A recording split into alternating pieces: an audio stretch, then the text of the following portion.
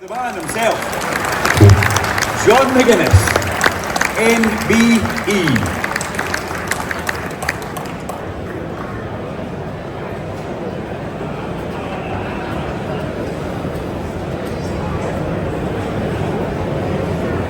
Alright guys, all good?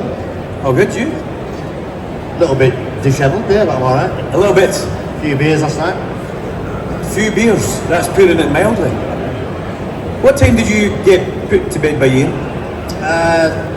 About 3 o'clock this morning, yeah, so it was set off yesterday at 5 o'clock in the morning, so it was a 22-hour shift. So yeah, but no, we're alright. It's only like in a world endurance race. I've done a few of them over the years, so yeah, you don't go to bed doing them races. So, but I enjoy it. I enjoy everybody's company up here. You know, when you come up north, around these parts, good people. So I had a good time last night. Good day yesterday. Enjoying today. So yeah, happy as pig in poo. Pig and poo. This is John McGuinness Uncensored, so that's quite tame actually right now. We get up here and we have a chat all the time. It's quite nice, and we'll roll into that famous Isle of Man TT lap at some point. But we have got you at Knockhill quite early this year, because on the 28th of April you're going to be one of the instructors on the Neil Mackenzie Day, which is something that you've done for quite a while, and you get a great rapport with all the customers who come along, and they learn a lot from you as well, John. You put a lot of effort into these days. Yeah, absolutely. You know, people put a lot of effort to get to the, you know, they pay the money, they come to the track, and I really like it. It's a very different atmosphere to a lot of other track days around the country. And I do the Bennett's ones, and a lot of people turn up with big egos and all the rest of the nonsense, and the people come to the Knockhill ones and they've maybe never been on a track before, or they've got it as a present of somebody, so or whatever. So they're really nervous at the start of the day. So we just coax them round. There's no pressure. It's not a race school. It's just a riding day out, you know. And if you want to learn anything on track about your bike or yourself, or a little bit of bike setup, or I mean, Neil's great. Oh, Neil's been around a long time, so, and he can still pedal as well for an old codger. So it's great. You know, you get all scales of people there, and I really enjoy it. Spud's a superstar, Neil Mackenzie. 28th of April, if anybody's interested, the girls can do a special show only deal on that. Come along, have fun with John McGuinness, and I think John McPhee might turn up for that, and Rory Skinner's usually in town as well. It's a star-studded lineup that we can have. I want to talk a little bit about the bikes that we have here that you brought up, because we're very lucky that you supplied two fabulous bikes. Giving you a little run through of what we've got. On the left-hand side, as we look at it out the stage, we've got Keith Hewin's FZ750 Loctite Yamaha, which was a super stock bike from 1987. Fully restored by a former local racer, Sandy Christie. That bike is on the stand across there. On the other side of the stand, we've got Declan Connell's bike, which has got BD Roofing and WSC Performance sponsorship. Declan races in the Pirelli National Superstock Championship. You'll see that bike racing at the BSB round on the 4th and 6th of July. We've got Charlie Spud Nesbitt's bike here, and we've also got John McPhee's Master Mac Honda by Hawk. Stunning bikes. Unveiled those bikes yesterday on the actual show, along with Steve Hicken and Stuart Higgs, who we came up to be involved in that, which was fabulous, of the series director here. And you've got a good affinity with these guys, because you've actually raced for Hawk, if I'm not mistaken, at Darley Moor. Yeah, I've also raced them in 2004 on the Kawasaki, so when they were on the Kawasaki. So yeah, 2004 was a bit of a funny year for me. I'd sort of lost my Honda deal at the end of 2002. I rode for Triumph and Ducati at the TT with Paul Bird's Ducati and the Triumphs. And in 04 I had a deal with Yamaha just for the TT. I did won 3 TTs at the 04 TT on the Yams, and then Glenn Richards got injured at Thruxton. So I went from having nothing really, winning a couple of TTs, then jumping on the Hawk Kawasaki and going to the end of the BSB Championship. So great team, family run, always thereabouts, and I've got 2 fantastic pedallers on, and last few years I've always done the Darley Moor race for them. So it's easy to work with the team. You just pick the phone up, what are we doing Darley? Yes, I'll see you there on Saturday morning. That's about how it goes, you know. This happened at the table last night. I don't know if I'm maybe meant to say this. What happens in the room stays in the dining room. But he looks over the table and says to Steve Hicken, "You fancy doing Macau?" And Steve goes, "Yeah." Nice. That was a conversation. So if you see them at Macau, it may end up happening. I'd like to do Macau again. Yeah. Last time I did it was 2019 on Paul Bird's Ducati, and obviously COVID. I didn't go back last year, and nobody really raced at Macau last year with the weather. But I'd still like to go and have a little spin round. It'd be a great team to do it with. Fancy another dig at Macau, do we? Great place. Yeah. Great, weird place, full of like strange goings on and lady boys and all sorts of nonsense and ladies of the night and prostitutes and all from all over the place. So yeah, but the racing really tracks. You're so unique as well. All looks the same. It's just yellow, black, yellow, black, yellow. It's like going down tunnels, really high speed and technical on the top. Always red hot, humid. Yeah, difficult place to race, but a satisfying place to race. I've always loved it. Right, we've talked about all those bikes, but we've got two very special bikes which you've brought along. This little 1996 RS250, your stunning bike, a replica of what you actually raced for with Paul Bird. Yeah, that sort of was the year that turned everything around for me. 1996, I got my opportunity with Birdie, and I took it with both hands. And yeah, so my original bike, Paul sold it to a team in the Isle of Man, and a Manx rider got killed on it at Glenvine, unfortunately. So the bike was completely destroyed. So I built a replica of it, and it's been painted up in this part of the world in Cooper. Is it Cooper? So bike paints. Repainted it its original colours, so it's a nice bike to have. A lovely little thing. It's not a coffee table, by the way, to leave your phone on it. He's been putting his water and whatnot on it, prick. And then that's and then it's my 2022 Honda Fireblade. That bike's really special for me. Honda actually gave it to me at the TT last year, and you must have a little look at it, because people look at it and probably walk past it, but if you look at it closely, my first ever race in '96 was on the same bike as that, and there's a picture of it at the start, and if you follow it around, that's every single race I've done, so right around to 99 starts leading up to that bike there as well. So I finished 5th on it in the race. Probably didn't ride that well. 5th place was a good result, but I rode a lot going on that year. 2022 I went back with Honda, got an MBE, new set of teeth, turned 50-year-old, there's lots of things going on. Honda, yeah, and I took my eye off the ball from actually racing the bike, so yeah, gold bike, gold levers, all that nonsense, and I didn't actually ride that good, but I got a good result. But nice to have it. Makes me feel, when I see it, there's lots of emotions when I see them pictures, because you know, the Triumphs, the 125s, the electric bikes, Yamahas. I won the last ever singles TT, I won the last ever 400cc TT, so yeah, amazing journey all the way through that. And some pictures on there, there's a picture of me and Joey there going through Rencullen, and I'm on the 500 and he's on the RC45 in 1999, so, and I followed him around the track for a couple of laps, real special. So it makes me sort of want to cry at times, and then it makes me smile as well, so it turns into lots of emotions that bike. Was Joey your finest teammate? Yes, I have to say, probably if I had to choose one. Yeah, just full of information, but you have to get it out of him. But a lot of people never got close to Joey, but at the time I got closer.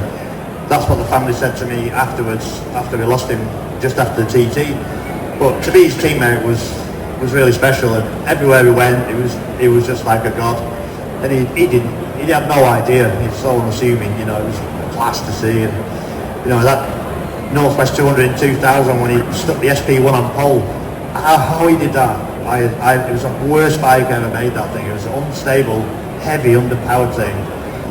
He stuck it on pole position, and then I just said, like, how did you do that? And he said, just grit your teeth. He said, just fucking grit your teeth. I was like, I couldn't believe it. But then, you know, the stories, I can sit up here for hours, but one little tale with Joey, we missed Thursday practice because the weather was bad on this SP1, and we're trying to get it a bit more stable, and we went to his house, and I was looking through all his trophies, got into his house, all real cool stuff in there, and his leathers and bikes, and there was an old Fireblade lent against the wall with no front wheel in it, so he didn't like that thing, so it was stuck against the corner of the garage. But he set off down the road to try and do some adjustments on it. He's down the road with a paddock jacket on, the famous yellow helmet, flat out down his road, gone. Then the police turned up, we were all like that, ooh, you know, he said, Joey's just gone past us going the other way doing about 150 mile an hour. He says, well, we're never going to catch him, but just wish him all the best for the race gully on Saturday. So, yeah, cool. And then he won them races at the TT. And me and Michael Rutter was stood next to him. I don't know if you've seen that picture. We were stood there thinking, who's this old bastard? And I'm 4 years older than that now, than where Joey was when we lost him. But yeah, I've had some fantastic teammates over the years. They've all been great. probably the worst one was Michael Rutter. Most miserable as prick you'd ever meet in your life. He just sucks the energy out of everything. He's a pub emptier, isn't he? He is a pub emptier, yeah. He's like, he's like, Brummy accent, you know. Like, he's been to every manufacturer of motorcycle, every manufacturer of leathers. He's been to every manufacturer of lady, hasn't he?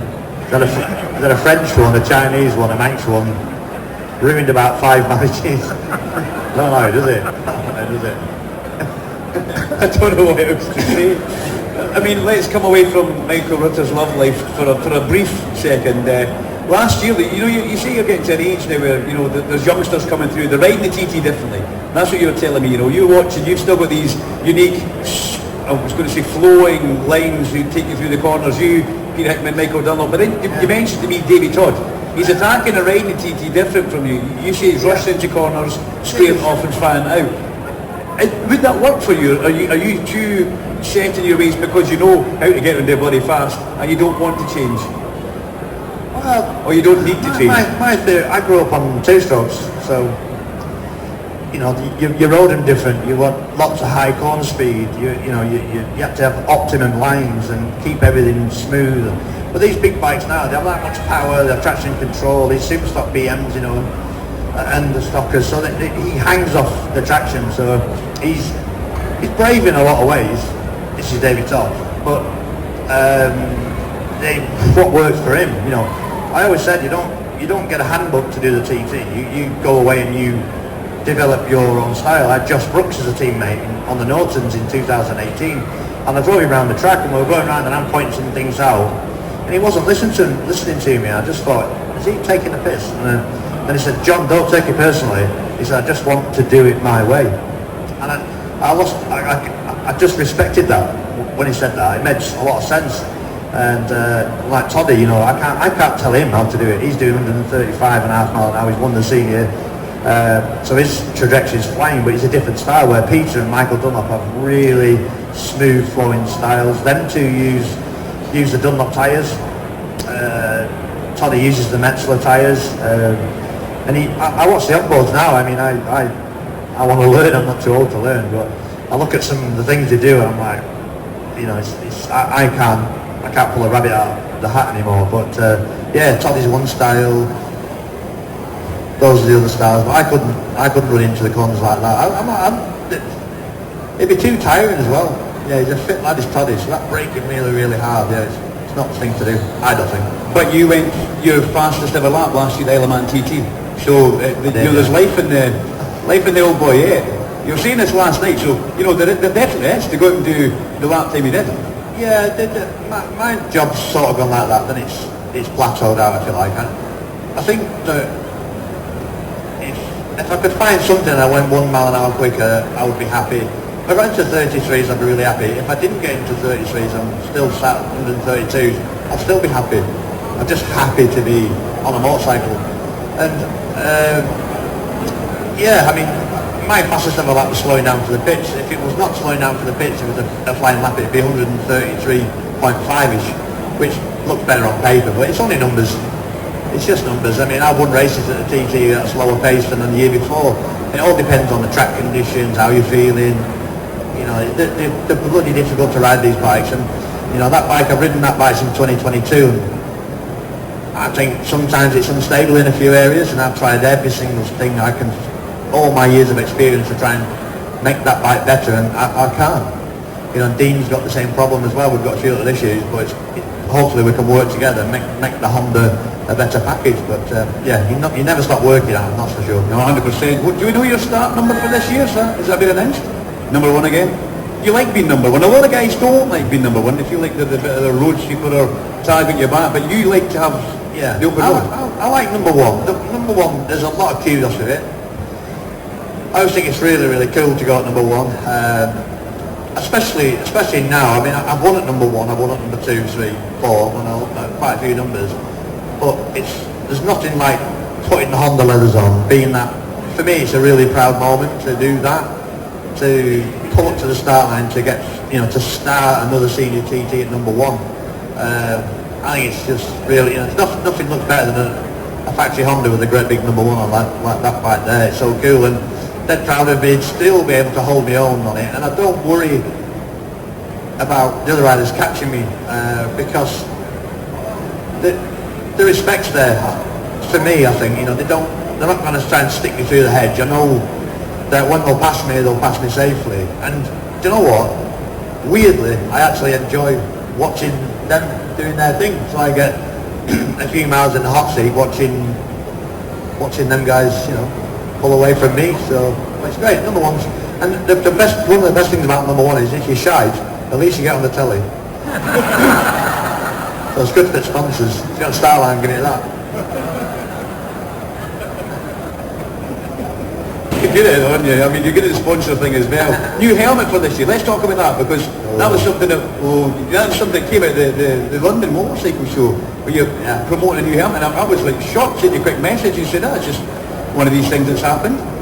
Yeah, I'm a real creature of habit, me. I'm a real I'd like to think I'm a loyal person. And then I got offered a deal with KYT, which is basically a Suomi helmet branded as a KYT. And a lot of people were quite negative towards it on social media. You know, where do you get that on third shelf of Aldi and all this sort of stuff. But, you know, Francesca Bagnaia wears them, Nico Bulliger wears them, Bezecchi wears them. And, you know, there's a few riders that wear it, world level, and it's a good product. But I was at Rossi's Ranch, just name dropping there, he's my mate, by the way. I did see Rossi's penis as well. It's not good. Recently? Yeah, it's a weird looking thing as well. Head long and thin, like just dangling about a bit. But yeah, the KYT people were there. Do you know what? For a lot of people, riders, and it's how can I have this, and can I make a bit more of this, and then it's like a job, you know. If you Andrew Irwin, my teammate, he told me, he said he's no interest in the motorbike. It's like a bricklayer having a trowel to do his job. That's a tool to go to work.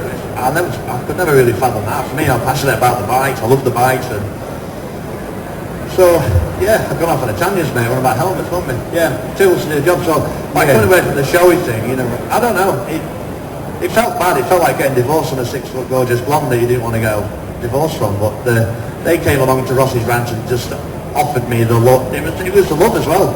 We'd love you to be in our helmets. You know, we're going to do this, we're going to do that. They offered me a 3-year deal, which I thought was great for a bit of loyalty. If I don't race, they're still going to pay me.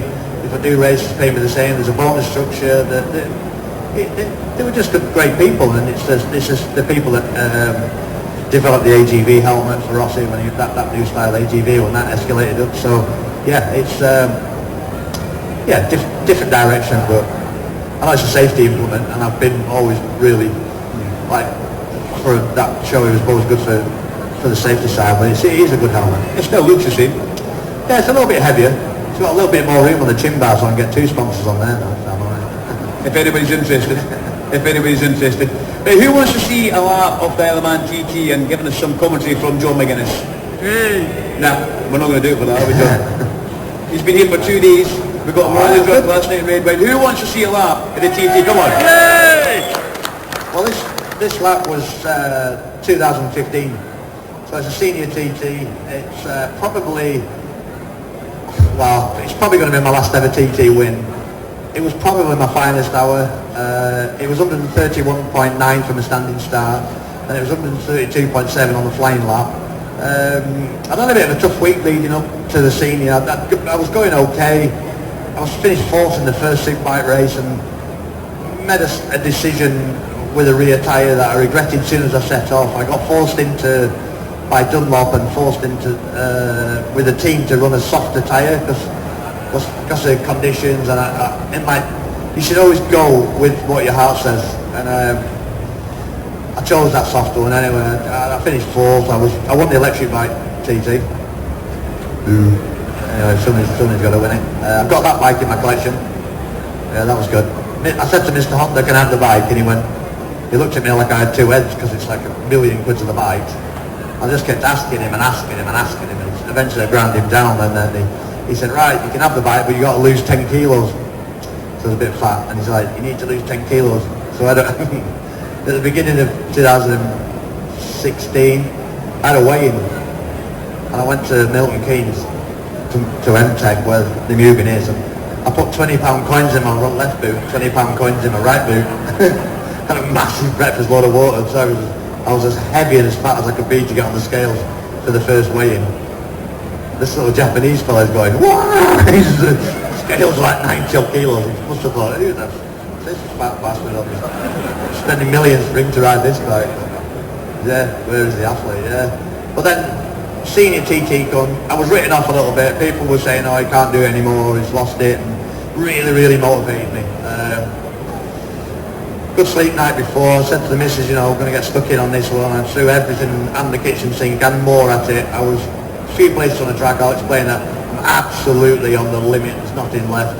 But such a satisfying race to win. You know, I beat Guy Martin and Butchie and Michael and all the top doers at the time, and really special. Never ever forget it. I've got that bike as well, this bike. I should have brought it to me back, but I have my 2015 winning bike. Did we not have it here last year? Did we have that bike last year? We had that down there last year. Do you need a bottle of water for this? Because I know you're going as hard as a little Honda engine is. Are you happy with that? I'll be right. I'm hard. I'm over it. Right then, okay. So we're going to bring this up on Steam. We'll dim the lights as well so you guys just see it. Just before the start, it's the only race in the world where you don't have a warm-up lap or sighting lap, so you sit there on the grid, you take your helmet off and all that. You don't with this. You know, it's a really eerie feeling. It's a really special environment. You know, you're on the start line with my son. My dad's always on the start line. The missus. I'm a bit superstitious. I always stick a penny down the leathers and kiss my little voodoo doll on the back of my helmet. And my dad's always stood there. And I have one of them really awkward hugs with your dad. You know them. You never hug your dad. You know what? And then you sort of go. Your mechanic pushes you into an area where it's like no man's land, and you go up to the start line, and I always try and make sure I try and get my daughter's attention. She's up in the family grandstand, she's on TikTok or something on the telephone, she's like, oh yeah, cheers dad, see you in a bit. And then you know, it's down to business. But yeah, not cold tyres, but not up to pressure. Oils are cold in the suspension, you've got a real, 24 litres of fuel on, so it's a big old heavy lump at the start of the race. So.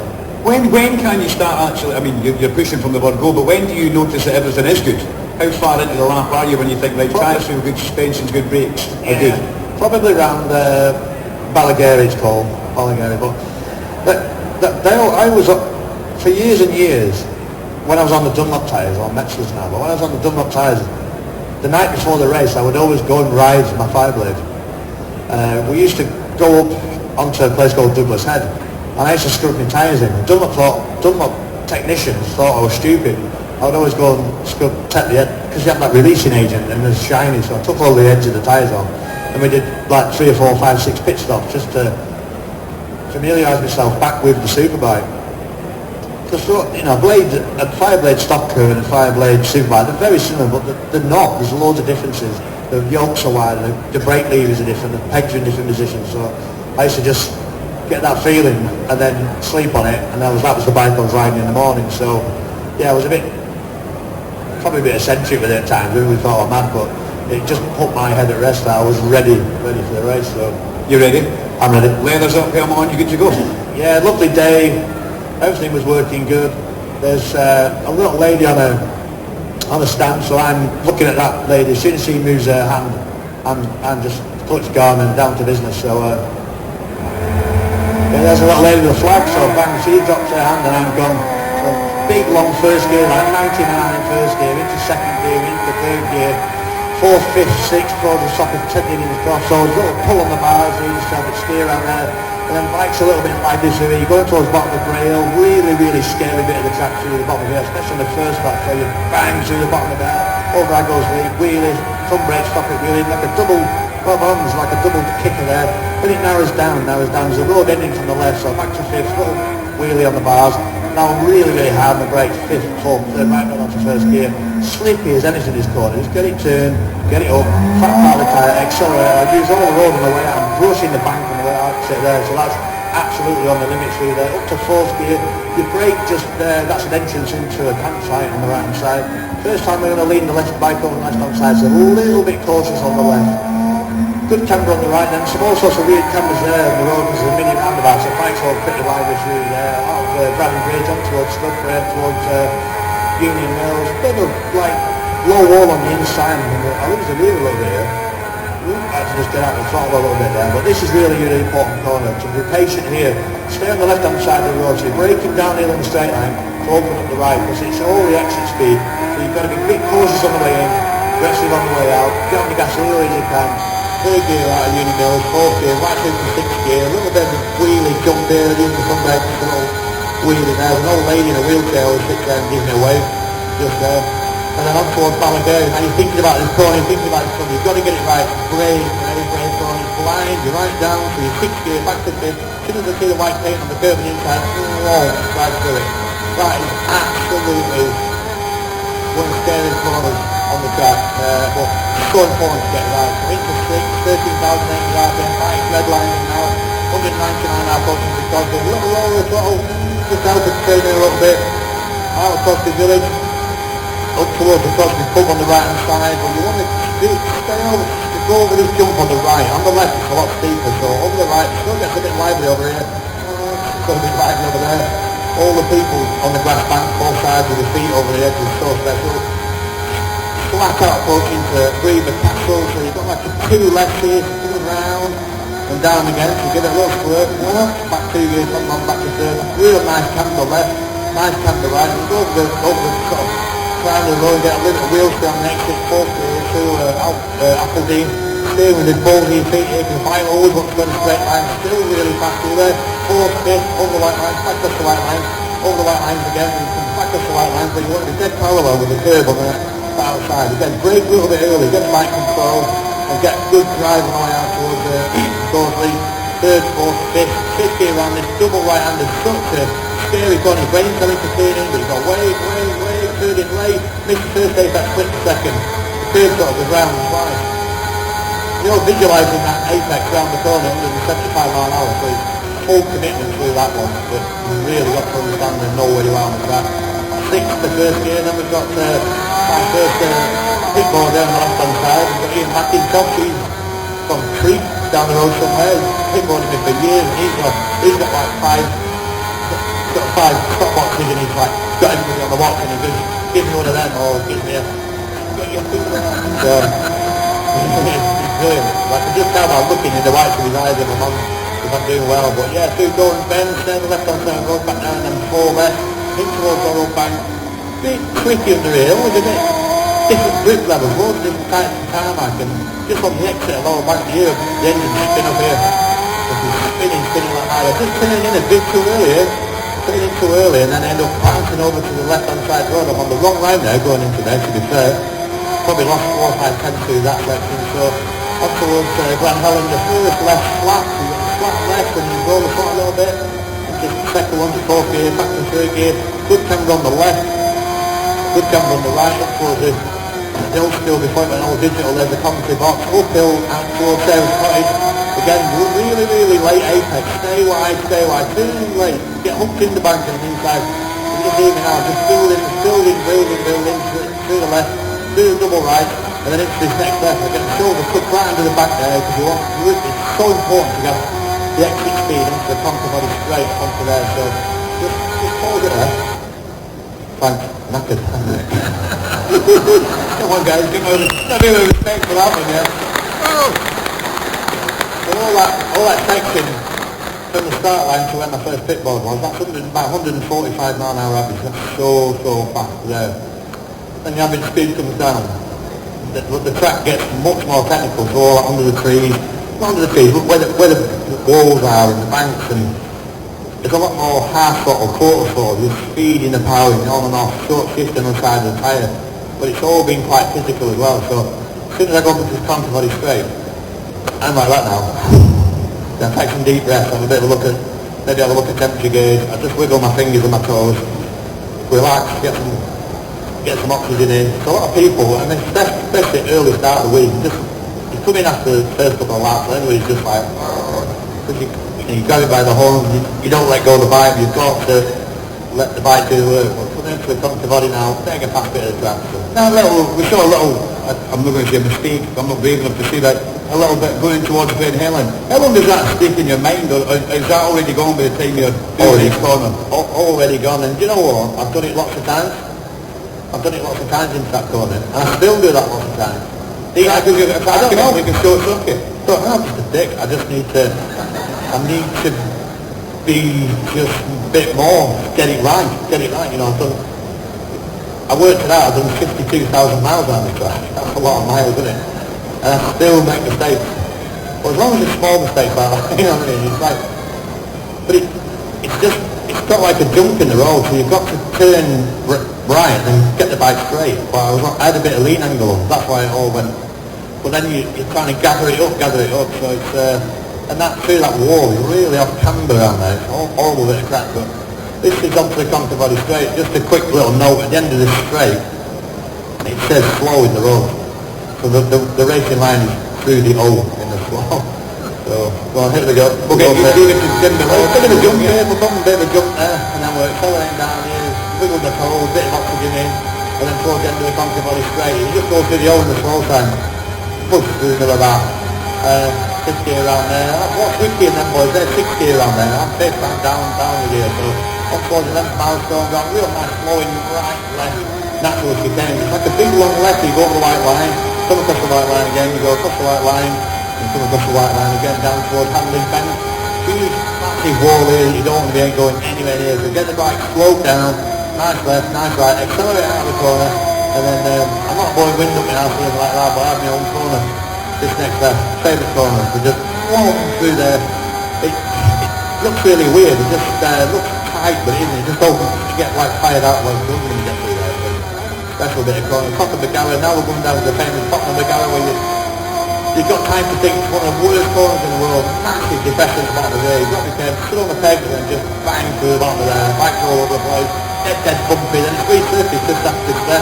You see the camera stop bouncing around now, it's dead nice smooth approach into the 13th. A little bit of a mistake here as well. Didn't quite get nicked into that right angle, it was a little bit offline. It just ruined all my speed through here. Then flat out through here, going into the 4th gear, into 5th gear, into 6th gear, on towards Kurt Michaels. A little bit of wheelie here, you see the wheelies, and then you're on the brakes now, through to 3rd gear. But just stop it here. Just a quick one through. This is Kurt Michaels village. It always gives you that sense of speed, and you've got some yellow lines that you have to go through, you know, like a double yellow line on any road. The middle bit, you go through the middle bit of the double yellow line, so that's your line, so you've got, I don't know, 3 inches to get it absolutely perfect. So when we play it, just watch the yellow lines, and then just, it's wide open now at the minute, it narrows down. Then you go through the double yellow line, the curve sticks out from the left side, just goes as fast as that, then it opens up again, so you go down towards the end of the village, and you go yellow line, so go on, hit the play. Side and tyre, picking the speed up, short shifting through the gears, coming in, it's getting narrower and narrower. And you've got this curve comes out through the double yellow line, so you straight through the middle of that. Coming towards the end of the village, got bang on to the house through here, so you've got yellow line, push the bank on the right, double yellow line on the exit, so that's now pretty millimetre perfect through there. Towards Brent Cullen, you see me lift the bike up quite aggressively, so right and the left, and I just go. So I need to hit that jump dead straight, and then you're going towards Bishop's Court, really fast bit of the track. Bit of the track now where you know where you're going, you've really got to trust your bike, trust everything, and then you just watch the bike just drift across the road and it's right.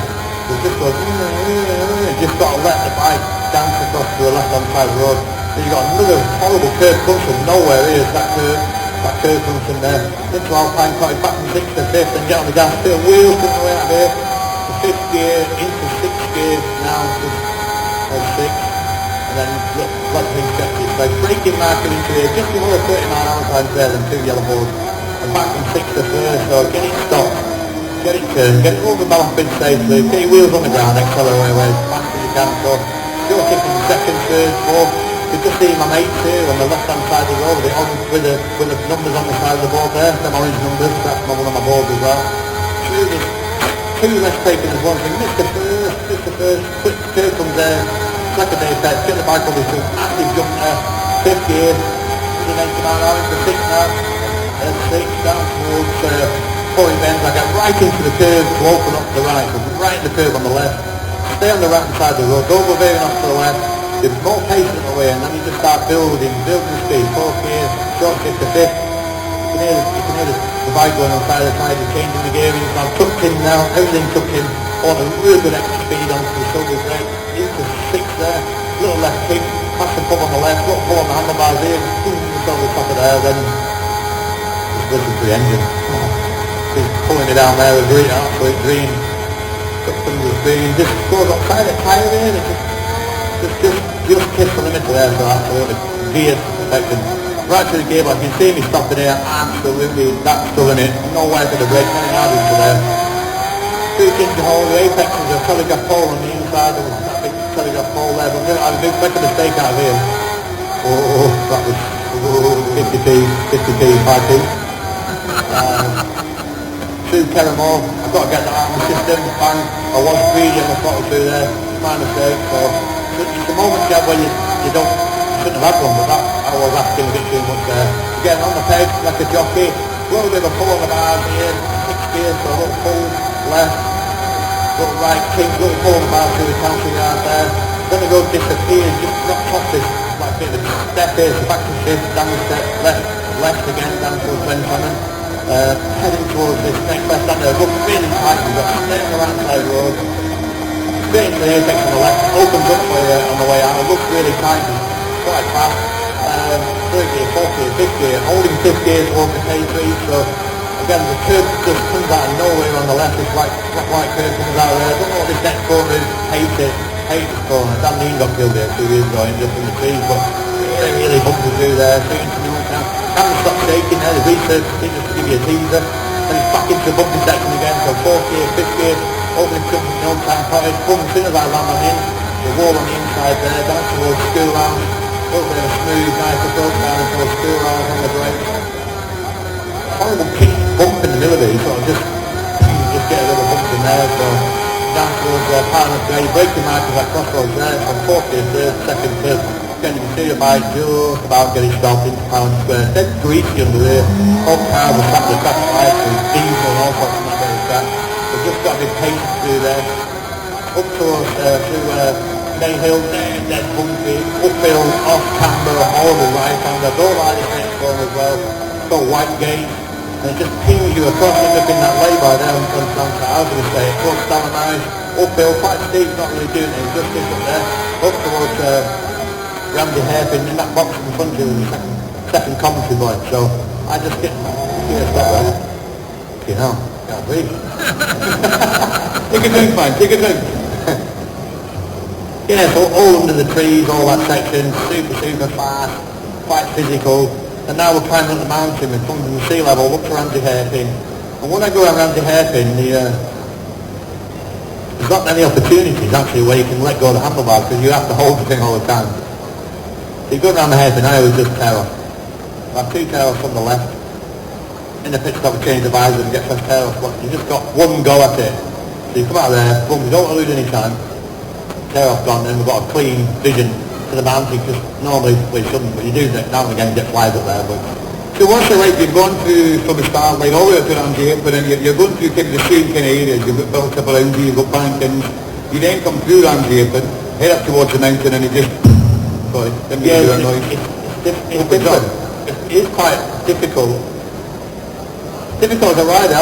Everybody loves the mountain, but everybody finds it quite difficult to ride because you've got, as you see, we're going, you've got some corners that are 3 left, some corners that are 4 left, some corners that are 2 left. And if you get the wrong corner to it, you know what I mean? It's not great. So you'll see as we go up the mountain. I'll explain it. But tail off, clean version over the mountain. So. Hit the go. What that flies about, especially at number 1, because you're sweeping the track all the time. So up towards Waterworks, look for the moment there, look, there's a little bit of a slide on the right, up towards Waterworks, it's a bit faster than entry. Waterworks 2, climbing up towards Tower Bend now, using the front brake here, bike wants to wheelie out of here. The second gear through Tower Bend to the right and the left. A bit of a bump here that pings out this right stone wall there, you're brushing that wall on the exit. You've got a left, pink through here towards the gooseneck, left, nice and smooth, loads of great knee down drop through there, up towards the gooseneck. Sometimes you can get a little cheeky look at other people's pitfalls here. I could see Guy Martin's clipboard here on the left. I could see where he was in the red. And up to these two left, first left flat, no problem for the first left, but Gary goes over the speed, he's only 5 distance, he's got to roll out a little bit, then back on it up towards 26 milestones. Joey's named after 26 wins, bad bump on the inside, pinged into lay-by, lay-by. Helicopters there, that's a TV helicopter, so one Kelly, we're doing alright, that's a good thing. Up towards Gusby, this is 3 left-handers taking as one. There's your first apex, there's your second apex, and there's your third apex. So you've got Geordie breaking in a straight line through them. Everyone do this next right, left. They've got the next right after the left, so important. They've got all the run onto the mountain mile. And I'm absolutely on the limit through here. Just see, I'm brushing my shoulder on the bales on the way out of here. So what a good drive onto the mountain mile, right up against the bales there. So we're nothing left there. They're up the mountain mile, let the bike do its work. Again, this point I'm having some deep breath. Bike's just singing along, finding all the time. You think it's straight, whoa, the little kinks in there, as you come up by the car, you can hear it go, revving up, there's two out there, downshift is any mechanics in now, looking to his downshift, pretty savage, we've done it. Oh, that was hard on the engine. Back down, now this is 4 left-handers taking as one. So you missed the first apex, then you click the second apex, up over the white line, back up to the white line, missed the third apex, back there to the 4th apex, so again, it's really hard to get that right. Never get it right every time. Sometimes the wind is blowing you around a little bit, so it's quite difficult. 2 paces here, you know, right pinch here. You don't believe that's 155 miles an hour. There's 40 degrees of lean through then. On towards the veranda now, this is 4 right, taking as one, so your first apex is in the middle of the left hand side of the road there, then the white line there, then the middle of the right hand side of the road, and the last bit now, the apex comes, that's the 4th bit. So again, quite bob on that one. On towards Rosewood Memorial Corner. Then a little bit here, I'm going a little bit wide, I've got a bit of a tailwind, it's pushing me in a little bit, I've missed the apex and I'm just listening to the bike and just lazy on the way out, so I'm probably lost another half a second through there. On towards the bungalow, big one right hander, into a right, into a big one right, into a left, it's changed the time out there, shell grip stuff. Over the front lines there, there's some green numbers coming up on the left hand side, that's my second little pitboard there, that's green numbers, so Nat's been there for years and years. Most of my wins up there over the years. Uphill was right to the highest point of the track. Brain's telling you to turn in, wait, turning really late to get making up and up this left. Now you're going downhill. I always feel really fast now, so we're going through the gearbox, second, third, fourth, fifth, into 6th gear down towards, 32nd milestone, so 3 left-handers now taking this one with a marshal box. First, second bit marshal box, top white line, fast up there, and final third apex. So if you don't know where you're going, you're lost up there. You get it wrong big time. Into Windy Corner, accelerating out of Windy Corner now, big nice corner, big down corner, get loads of grip, nice camber, and then flat here, 4, 36, really fast approach to a corner called the 33rd milestone, and 2 left-handers taking us home with a double white line in the middle of it, which never really gives you much confidence to go across these double white lines with you. First apex, cross double white line, back cross double white line, find second apex, stay on the left-hand side of the road. This is lovely, Keppel Gate, like a real nice short circuit, it's resurfacing, nice and black time out there, good camber left right, good camber left, and it changes again, goes back to the old time up there, and downhill towards Case Price, good kick that, ooh, a bit of a scary corner that one, it's off camber on the exit, so quite difficult one, over that jump there, foot brake job, passing on, whistling past all the people on the left-hand side road, which is so cool, so unique to the TT, getting back down to first gear, trying my balls in here, a lot of wheel spin on the way out, really pushing hard there to get out there. What a good drive for Dan. Again, one of the fastest parts of the track. The banking's quite low here, then the banking climbs up. See, the banking goes up and up and up, so it feels like it's going really fast. And it opens up again now down towards Brandon. Difficult corners, it's always in between 4th and 5th gear, so I'm 4th gear, a bit over revving on the way in. And then 4th gear into 5th gear, 6th gear down towards Hillbridge. Hillbridge, you can frighten everybody on the wall on the left hand side. You're about that far on people's head. You come across to the left, whistling past everybody's head there, into Hillbridge. As soon as you get the apex, 4th gear, you can just be really aggressive, hard on the throttle, because camera's not doing it justice. It's super steep out of there. And this corner's odd, it's a long sort of 3 left taking a jump, but it climbs up, so from the morning that corner, down towards Signpost, down Signpost corner, nice sort of downhill, knee down sort of right. Next left, next step, no grip around here for some reason. Never had any grip, no idea why, but it just looks with the spin there, just off the centre of the road, down towards the nut. This bit of the track not used all year, so the start of practice was quite green and slippy, but this is senior TT, last race of the week. They wanted to win, and so I'm pushing really hard through here, through Governor's Dip on the right, Governor's Dip on the left, and you come out now onto that small bit of the track, come out onto Glen Country Road, or the back finish line, whatever you want to call it. Come out then first gear, second gear, accelerating as hard as you can, all tucked in, just quickly on the left hand side there, that bus stop, that's your braking marker when you come into the pit stop. But fifth gear all start finish, into six, still accelerating down the hill. I hope you enjoyed that.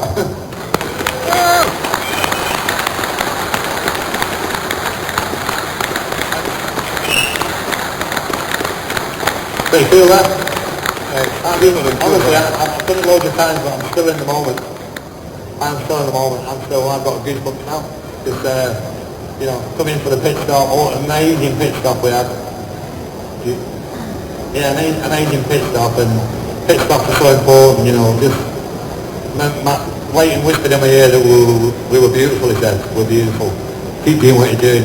The man, Julian, who's on my spanners at the back, who put my life trust in him, and I could hear him on the gun, and then putting the wheel back in, and I could hear the click of the torque wrench, and then Julian would always select first gear for me, you know, have it in gear, so I just started with the clutch in and go. Well, I always knew I was safe, and he grabbed the back of my leg. He'd always give me a squeeze, just to say everything's done. Are you a visor change guy, or are you a helmet change guy, or you leave me alone, just fuel it and tyre it? No, it's important to have football. I'm a visor change man. We change the visor. You have to change the visor. You need uniquely vision. You can just go on along and hit anything. I mean, I've hit birds as well. Loads of, you know, I pulled a few birds on the Isle of Man as well, but few tweety birds. But when you hit a bird, you know, you have it all, get it in your face, on your hands, and blood and stuff. So you don't know what's going to happen. So it's so important to change the visor. You've got plenty of time. You're going to be stationary for 47 seconds, 48 seconds. So you've got plenty of time to do the work. You've got plenty of time to get a drink, plenty of time to your visor, clean the screen and go. Don't panic. You can tell as well when you start coming down the mountain, I think you said the vents seem to just go up so quickly because you're coming downhill, and you end up with, you rush into the corners. It's easier to make a mistake going down than it is going up. I'd probably say it's easier to make a mistake on the way down. It's always easier climbing into them because you have a natural sort of break, I think. But good question, nobody's ever asked me that. But you don't realise when you look at it, it's just you're just throwing the gears at it. Because again, it doesn't do any justice. Is it 1,800 feet or something you climb up? You've got to come back down to sea level to Douglas. So yeah, it's definitely feels like you've stuck another cylinder on your bike, anyway.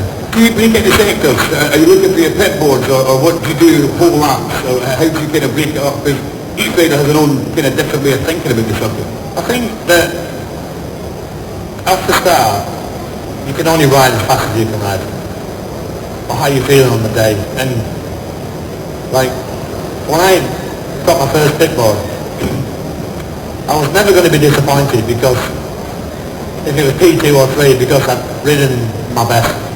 That's the best I've ever ridden around there. It's the hardest I've ever ridden around there. And you can't do any more, you know. So my pit board, me and Guy Martin and Hutchie were really, really close. I think Michael had a shoulder injury that year, so he was struggling a little bit. And Bruce, I think, had crashed as well up on the mountain, so he was bumped around a little bit. But three of us were at it.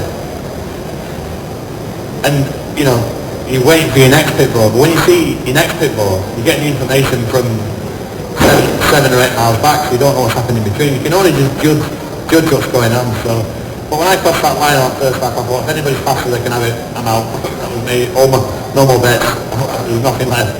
So, but it's the best feeling in the world. That bit, I mean, lap 3, 4, there's only a 4-lap race because the race got stopped early on in the 4-lap senior that. And then lap 2, after the pit stop, boom, we were gone, we were 20 odd seconds in the front, and that's just, there's not been many. Well, I've won the senior 7 times. There's only ever Mike Hale would ever won, me and Michael won 7, so that feeling when you're reading your board, plus one, on a beautiful day, the bike's working good, you know, I've got so many things going through my mind, and it's just, you know, please, you know, don't break, and I've come down 1,500 RPM, but you're still shifting on, even when you pull the RPM down, and I'm coming down the mountain, I was getting emotional, I was thinking, I'm going to win another one. You know, if we just keep it together, I'm going to win another one. So he watched me going over the line and shaking my head. I'm shaking my head, and I would have been in disbelief really. And it felt sweet, you know. And when a few people who was muttering that I was done, all like that, don't count me out. It's been incredible actually watching the way you know actually everything about the lap, and then you can. The bits where you can see close to the bales, I mean, my God, there's not a lot of room there. And between the yellow lines, yeah, Jesus God, that's a line through Kurt Michael, you know. I don't know if you know like Milky Quail, I don't know if you know like the Milky goes out and he cuts that hedge on the second part of the double yellows coming out of the village. You go yellow line, but you get the hedge trimmer out, trim all like what the hedge is there, because in practice you end up brushing through it, so you brush through it, you know what's behind, well you know what's behind it, so you're not going to move, but you get to brush that, so that's how narrow the line is, and on the exit is a manhole you have to cross, that's the open man, you have to go across it, so yeah, just, I mean, there's a lot going on with scratching the surface, there's so much more, I mean, there's trees you can look out for, Christmas trees, like coming out of just before the pool at one point, there's a house there and they've got dogs, concrete dogs on the goalpost, but I don't use them, but like look at them, like look at the dog's eggs on there, and there's a hook wall at one point at the schoolhouse, there's loads of, sometimes it's a bit overload when you're learning, it's not quite learning, but it's just so much to go and too much to start. So how do you go from there back to short circuit? Because we've seen a lot of guys do struggle with it. Last time you see the Hopkins struggle after he came back from I think it was the first for the TC and it didn't really work for him. How do you go from right back pace to the come to Knockhill? For instance, that was the knock stop from the super. I always thought I was doing about 10 mile an hour. You know, when you come back to short circuit, the speed is so high. It's way harder and more physical doing a free race than that. You know, there's no way you can ride as hard as you do on a short circuit there, continuously, you know. The race is an hour and 45 minutes, so you can't, it's a 5 minute start when the race settles down and move it for the end, where a do a speed race is 25-30 minutes and full on, really crashing every corner. But and then I come back and soon go to Knockhill and going down back road, like, oh, I'm not going to the fast road. When you get on the brakes, and you're like, you know, you can't stop, you just end up on the gravel a few times, so that's what happened to his races. I don't know, you know, you can't, it's so hard, it's so difficult, you just got to deal with it, if that makes sense. There's a pleasure watching you, because you can see the excitement going on. Why do you do that? I mean, you can moonwalk fans in the Russia, you can talk about whatever you want with them, but there's watch the 11 mountains that has done the little home deal up here, doing your thing, and I think, you know, with all the rest of it, they get to come along, and I love it, yeah, I really enjoy it. You're in the moment, you know, and enjoy it, you know, it's such a, you know, the people and my world and the growing up, you know, it's all in great places, and I don't have to do it. I don't know because I want to do it. You know, I really enjoy being up in Scotland now. Monday, Tuesday, the little time to go back to there, we're going to be in charge of John McGuinness at Knockhill. You're the best to do, John over the world. The good chance to do, we're going to John McPint over the world as well. As long as it's not snowing. I won't be, it's not going to do it. It's probably double snowing. We're very special. Join us at Knockhill for that, but we're going to go to them and out to win it for the lot. We're all off to John McGuinness. Thank you very much. A bit of a growth of the stage, so we'll be back over the